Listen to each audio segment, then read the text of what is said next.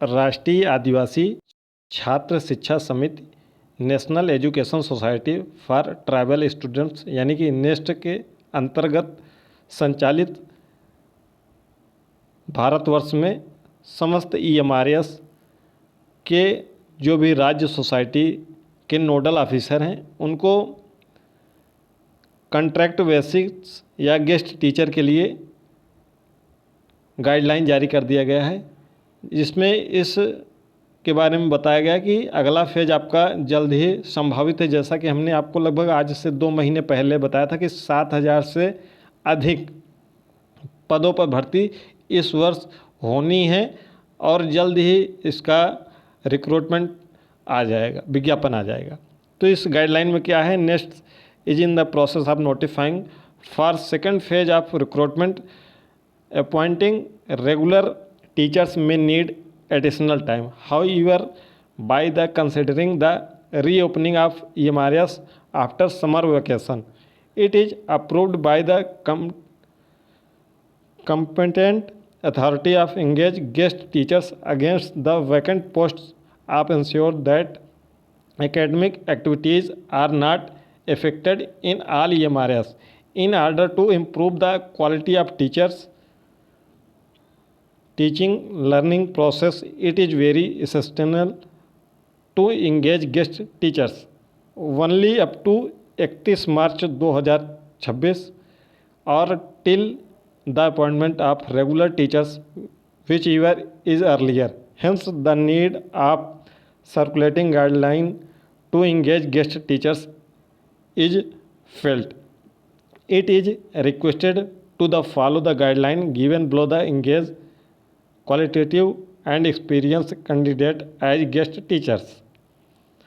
ठीक है, इनके बारे में पूरा आपको डिटेल में यहाँ पर बताया गया कि गेस्ट टीचर के लिए आप जो भी नोडल ऑफिसर हैं सभी स्टेट सोसाइटी के आप गेस्ट टीचर के रूप में रखिए और उनको 35,000 रुपये PGT को और TGT को 33,000 रुपये दीजिए।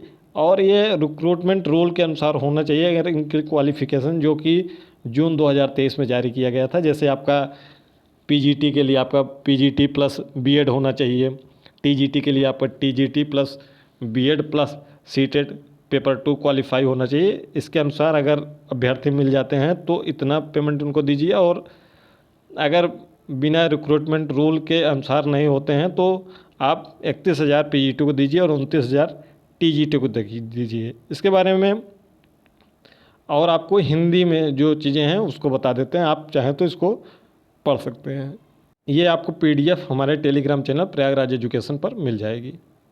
इसका हिंदी ट्रांसलेशन इस प्रकार है। रिक्तियों के विरुद्ध अतिथि शिक्षकों की नियुक्ति हेतु दिशा निर्देश संबंधी नेक्स्ट भर्ती के दूसरे चरण के लिए अधिसूचना जारी करने की प्रक्रिया में है। सबसे महत्वपूर्ण आपके लिए यही है, क्योंकि आप जान ही रहे होंगे जैसा कि हमने आपको बताया था कि नवंबर 2024 में जितने भी EMRS के स्कूल हैं वहाँ से रिक्तियाँ मंगाई गई थी, लेकिन अभी तक इस पर वैकेंसी नहीं आ सकी है। लेकिन जल्द ही आपको उम्मीद पूरी है कि 2 से 3 महीने में आपको हो सकता है कि बहुत जल्द ही अगले महीने तक भी वैकेंसी देखने को मिल सकती है। लेकिन आपको एक आइडिया बता देते हैं कि 2 से 3 महीने में यह वैकेंसी आपको ज़रूर हर हाल में 100% देखने को मिलेगी, और यह वैकेंसी होगी 7,000 प्लस। अगर आपको कोई कह रहा है कि 38,000 वैकेंसी आएगी तो फिर आप उसके भरोसे मत रहिए। इतनी वैकेंसी आने वाली, पिछली बार जो वैकेंसी थी 10,300 के आसपास में वैकेंसी थी, तो इस बार 7,000। तो आप समझ सकते हैं कि एक पद के लिए कितनी आपके लिए वैकेंसी आने वाली है। लगभग आपको हम एक आइडिया भी दे चुके हैं विभिन्न वीडियो के माध्यम से।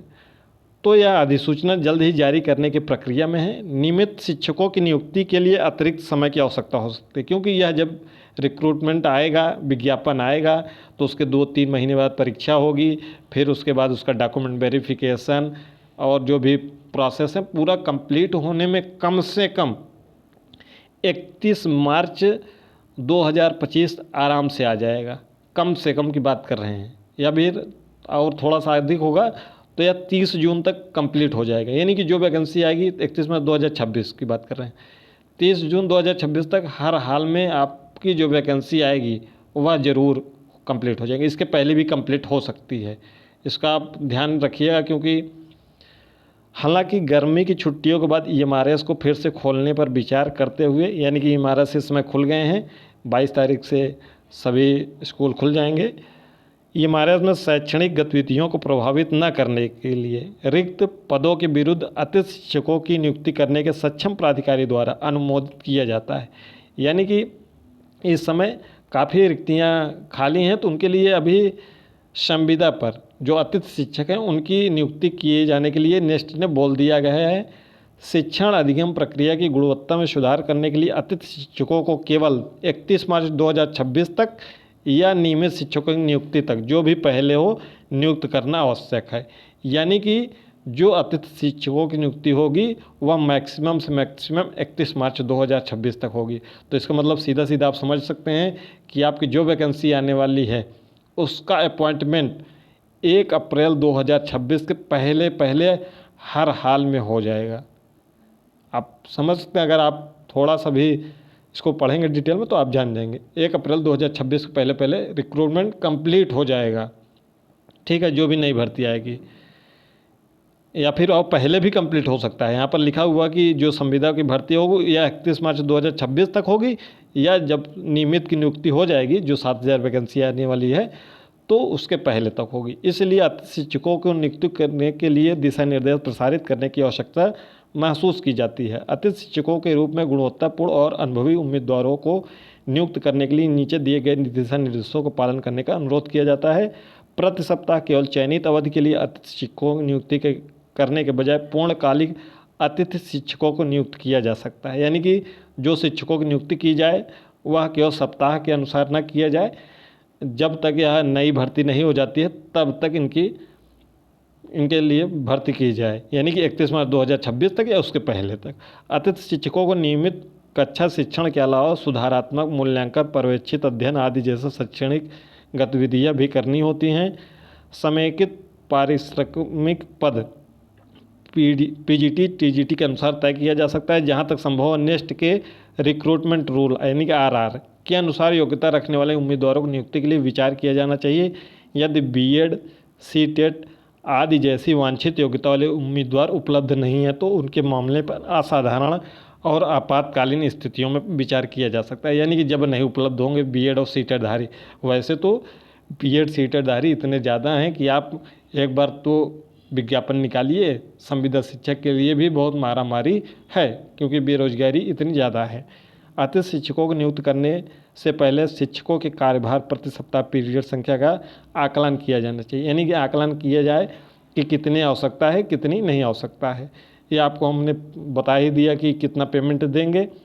अतिथि शिक्षकों को विद्यार्थियों के शैक्षणिक प्रदर्शन के लिए जवाबदेह बनाया जाएगा। यदि टीजी के पद के लिए सीटेट उम्मीदवार उपलब्ध नहीं है तो एसटीईटी पर भी विचार किया जा सकता है। यानी कि टेट अगर पास नहीं है तो जो उनके राज्य का टेट है अगर वो पास किए हैं तो उन पर भी विचार किया जा सकता है। वैसे सीटेट ही इतने उपलब्ध हैं कि राज्य के अब विचार करने की आवश्यकता नहीं है। अतिथि शिक्षकों का चयन करते समय उनके पिछले प्रदर्शन को सर्वोच्च प्राथमिकता दी जानी चाहिए। अतीत में खराब शैक्षणिक प्रदर्शन करने वाले उम्मीदवारों की सेवाओं को समाप्त किया जा सकता है। जहाँ तक संभव हो छात्र में अतिथि शिक्षकों को परिसर में ही समायोजित करने का प्रयास किया जाना चाहिए। यदि राज्य सोसाइटी एमआरएस द्वारा अतिथि शिक्षकों की व्यवस्था नहीं की जा सके तो अन्य एमआरएस या नवोदय या केवीएस के उपलब्ध पैनल का उपयोग अतिथि शिक्षकों की नियुक्ति के लिए किया जा सकता है। ये स्टेट सोसाइटी के ऊपर सब छोड़ दिया गया है। यदि राज्य सोसाइटी द्वारा अतिथि शिक्षकों की व्यवस्था नहीं की जा सकती है तो प्रधानाचार्यों को व्यवस्था करने का अधिकार दिया जा सकता है। यानी कि अगर राज्य सोसाइटी नहीं उसका व्यवस्था कर रहा है तो प्रधानाचार्य अपने अनुसार इसकी भर्ती कर सकते हैं। अतिथि कर्मचारियों को तभी नियुक्त किया जाना चाहिए जब वे इस कारण सेवा का नियमितीकरण न करवाने के लिए प्रतिबद्ध हों। नियुक्त किए जाने वाले अतिथि शिक्षकों के नियुक्ति आदेश में यह खंड शामिल होना चाहिए। यह नियुक्ति पूर्णतः तदर्थ आधार पर है तथा अतिथि कर्मचारी इस नियुक्ति के आधार पर अपनी सेवाओं के नियमितीकरण के लिए किसी अधिकार का दावा नहीं करेंगे। यानी कि जो संविदा पर भर्ती होंगे वह रेगुलर नहीं होंगे। यहाँ पर सीधा सीधा लिख दिया गया है, नहीं तो आप आगे दावा करें कि हमको आप रेगुलर करिए। जैसा कि पिछली वैकेंसी में कई जो संविदा पे कार्यरत अध्यापक थे उन्होंने केस कर दिया था। यह सुनिश्चित करने के लिए भी प्रयास किया जाना है कि अतिथि शिक्षकों को बिना किसी चूक के 5 जुलाई तक या उससे पहले प्राथमिकता के आधार पर नियोजित किया जाए। अनुपालन की रिपोर्ट नेक्स्ट मुख्यालय को 7 जुलाई तक दी जानी चाहिए। यानी कि जो अब संविदा पर भर्ती हो वो अब 5 जुलाई के पहले पहले हो, या तो नेक्स्ट जो है जो इनके नोडल अधिकारी हैं राज्य सोसाइटी, या तो ये भर्ती करें या तो प्रधानाचार्य अपने माध्यम से भर्ती करें। ठीक है। और सबसे महत्वपूर्ण रेगुलर के लिए बात हम कर रहे हैं कि यह दूसरे चरण की अधिसूचना आप जान लीजिए 1 से 2 महीने में उम्मीद पूरी है कि यह जुलाई अगस्त तक हर हाल में आपको यह वैकेंसी देखने को मिल जाएगी। अगर थोड़ा बहुत लेट भी होता है तो वह अपने परीक्षा वगैरह बहुत तेज़ी के साथ कराएंगे और आपको 1 अप्रैल 2026 के पहले ज्वाइनिंग मिल जाएगी। यह नोट कर लीजिएगा। इस नोटिस के अनुसार जैसा कि हमको पहले भी सूचना मिली थी, आपको हमने 2 से 3 महीने पहले भी बताया था कि जो भी भर्ती होगी वह 1 अप्रैल 2026 के मद्देनज़र भर्ती होगी। कोई डाउट होगा इसके संबंध में तो कमेंट बॉक्स में कमेंट करिएगा। चैनल पर नए हो चैनल को सब्सक्राइब कर लीजिएगा।